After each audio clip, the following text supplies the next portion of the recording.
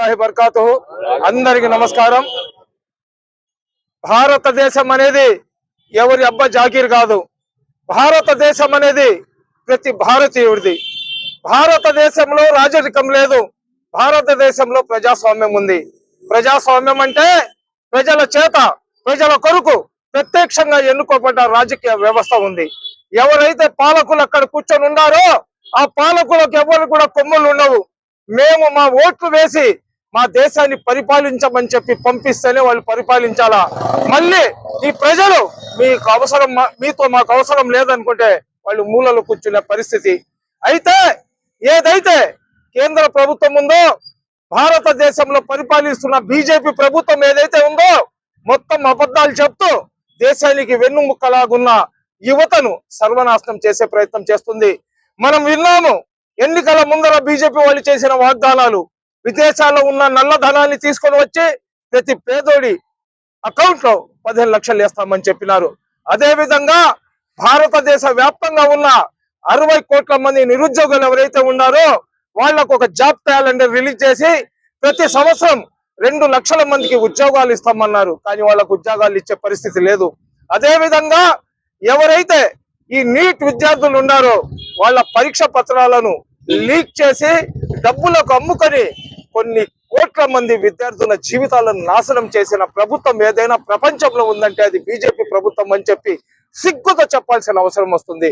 సోదరులారా, తల్లిదండ్రులు ఎవరైతే ఉన్నారో, ఎవరైతే మిడిల్ క్లాస్ ఫ్యామిలీస్ ఉన్నారో, ఎవరైతే బిలో పావర్టీ లైన్ లో ఉన్నారో, ఎవరైతే రిక్షా పుల్లర్స్ ఉన్నారో, ఎవరైతే ఆటో డ్రైవర్లు ఉన్నారో, ఎవరైతే కూలి పని చేసుకొని కూలోళ్ళు ఉన్నారో, ఎవరైతే రైతులు ఉన్నారో, ఎవరైతే డ్రైవర్లు ఉన్నారో, ఎవరైతే శ్రమజీవులు ఉన్నారో, ఎవరైతే కర్మాగారాల్లో పనిచేసే వ్యక్తులు ఉన్నారో, ఎవరైతే స్వర్ణకారులు ఉన్నారో వాళ్ళని అడగండి. వాళ్ళ బిడ్డలకు చదివించాలంటే ఎంత కష్టపడ్డాలో. ఒక బిడ్డ చదవాలంటే తన కళ్ళల్లో కొవ్వొత్తులు పెట్టుకొని చదువుతాడు. తన జీవితాన్ని ఇంటర్ 10th పాస్ అయిన తర్వాత ఇంటర్మీడియట్ లో తన భవిష్యత్తు ఇంజనీరింగ్ వైపు తీసుకొని వెళ్ళాలా, లేదా ఒక ఎంబీబీఎస్ డాక్టర్ అవ్వాలా, లేదా ఒక సైంటిస్ట్ లాగా మారాలా, ఒక లెక్చరర్ లాగా మాట్లాడాలా, లేకపోతే ఒక లాయర్ లాగా మారాలా, ఏందనేది తన భవిష్యత్తు, తన జీవితానికి బాట వేసుకునేది ఇంటర్ తర్వాత జరిగే ఏదైతే కాంపిటేటివ్ ఎగ్జామ్స్ ఉన్నాయో వాటిలో తన జీవితాన్ని, తన భవిష్యత్తును నిర్ధారించుకుంటారు. బిడ్డల కోసం తల్లిదండ్రులు ఒక్క పూట అన్నం తిని 2 పూటలు పస్తుండి తమ బిడ్డల కోసం వాళ్ళని చదివించడానికి వేల రూపాయలు, లక్ష రూపాయలు ఖర్చు పెట్టి వాళ్ళకు చదివిస్తారు. ఏదైతే నీట్ అనే ఎగ్జామ్ ఉందో ప్రతి ఒక్కరి జీవిత ఆశయం అది. నీట్ ఎగ్జామ్ రాసిన తర్వాత నా బిడ్డ డాక్టర్ అవుతాడు, లేదా ఇంజనీర్ అవుతాడు, నా బిడ్డ కలెక్టర్ అవుతాడు, లేదా నా బిడ్డ ఐఎఫ్ఎస్ అవుతాడు, లేదా నా బిడ్డ గొప్ప అడ్వకేట్ అవుతాడు, లేదా పెద్ద జడ్జి అవుతాడు అనేది తల్లిదండ్రుల కళ. తల్లిదండ్రులు తమ శరీరంలో ఉన్న రక్తాన్ని చెమటలాగా మార్చి తమ బిడ్డలకు చదివిస్తారు. కానీ ఈ బీజేపీ ప్రభుత్వం వచ్చినప్పటి నుంచి ప్రతి సంవత్సరం ఏ కాంపిటేటివ్ ఎగ్జామ్ జరిగినా కానీ దాంట్లో ఆ ప్రశ్న పత్రాలు ఏదైతే ఉండదో దాన్ని లీక్ చేసి కొంతమంది ధనికులకు అమ్ముకొని ఎవరైతే కష్టపడి చదివిన పేదలు ఉన్నారో వాళ్ళందరి జీవితాలను నాశనం చేస్తున్నారు. చదువు అనేది ముస్లింల మేము మసీదుల నుంచి వచ్చినాం, హిందూ సోదరులు దేవస్థానంలో నుంచి వస్తారు, క్రైస్తవులు చర్చిలో నుంచి వస్తారు. మా అందరి బిడ్డలు కలిసి ఒక పాఠశాలకు, ఒక కళాశాలకు వెళ్తారు. ఎందుకంటే కళాశాలలో కానీ పాఠశాలలో కానీ కులం మతం ఉండదు, కేవలం విజ్ఞానం ఉంటది. వాళ్ళకు విద్య బోధిస్తారు.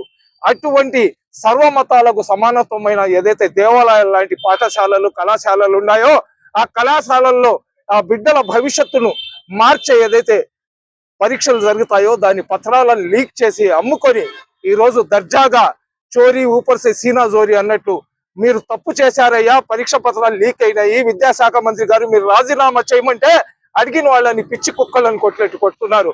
నేను ఒకటే చెప్తున్నాను, మన ఆంధ్ర రాష్ట్ర ముఖ్యమంత్రి నారా చంద్రబాబు నాయుడు గారు కానివ్వండి, లోకేష్ బాబు గారు కానివ్వండి, యువతరం ఈ దేశానికి వెన్నుముక్క అని చెప్పే మన పవన్ కళ్యాణ్ గారు కానివ్వండి, రాజకీయాలు వస్తుంటాయి పోతుంటాయి, కానీ భారతదేశానికి వెన్నుముక్కలాగున్న యువత ఈ రోజు రోడ్ల మీద వచ్చి రోధిస్తున్నారు. వాళ్ళకు అండగా నిలబడండి.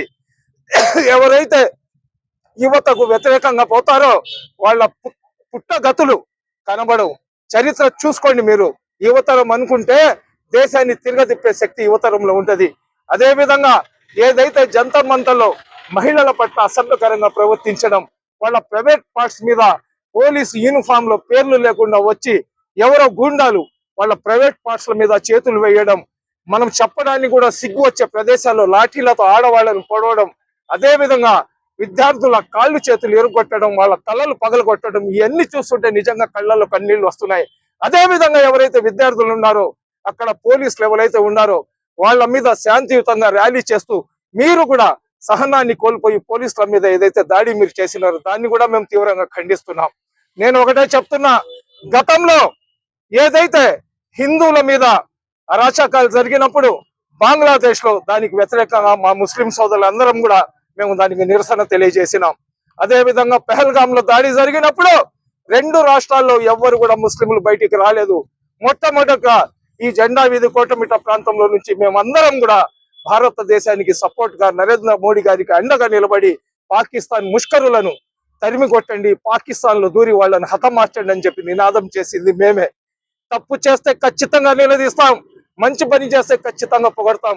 నరేంద్ర మోడీ గారు నిజంగా మీ పార్టీ బీజేపీ పార్టీ చాలా నీతిమంతమైన పార్టీ. బీజేపీ పార్టీకి చాలా మంచి సిద్ధాంతాలు ఉన్నాయి. సనాతన ధర్మాన్ని అనుసరించి మేము వెళ్తామంటున్నారు. సనాతన ధర్మంలో రాక్షసులు చేసిన పనిని ఈ రోజు మీ మంత్రులు మీ ఎంపీలు చేస్తున్నారు. అరాచకాలు ఏదైతే మనం పాత రోజుల్లో కథల్లాగా విన్నామో అది ఈ రోజు మన కళ్ళలో స్క్రీన్ మీద కడిపేటట్లు మీ పార్టీ కార్యకర్తలు, మీ పార్టీలో అందరు చెప్పను, మీ పార్టీలో ఉన్న కొంతమంది కార్యకర్తలు నాయకులు అటువంటి ఘోరాలు అరాచకాలు చేస్తున్నారు.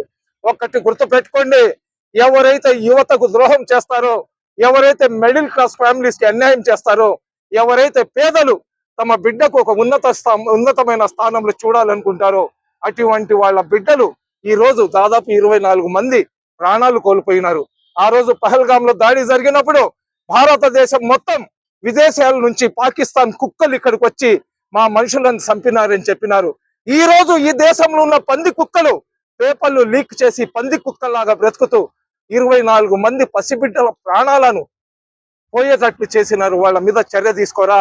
సిగ్గు లజ్జ శరం గాని ఉంటే నిజంగా ఎవరైతే విద్యాశాఖ మంత్రి ఉన్నాడో అతను నైతిక బాధ్యత వహించి అతను తన పదవికి, విద్యాశాఖ మంత్రి పదవికి రాజీనామా చేయాలా.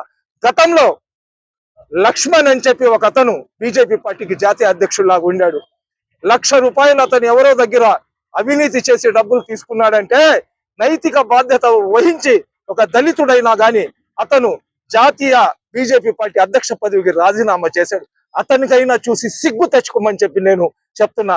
ఎందుకంటే ఎవరైతే ప్రధాని ఉన్నాడో అతను ప్రధాని కాదు, అతను సర్వనాశనం చేసే ఇంధనం అతను.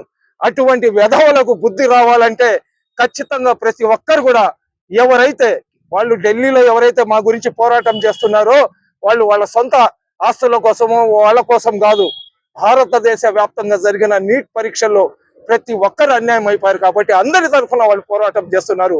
మేము కూడా కడుపుకి అన్నం తింటున్నాం. మేము ఒక పార్టీకి వ్యతిరేకమో ఒక పార్టీకి అనుకూలమో కాదు. ఎవరు తప్పు చేసినా కానీ వాళ్ళని నిలదీసే తత్వం ఇస్లాం ధర్మం మాకు నేర్పించింది.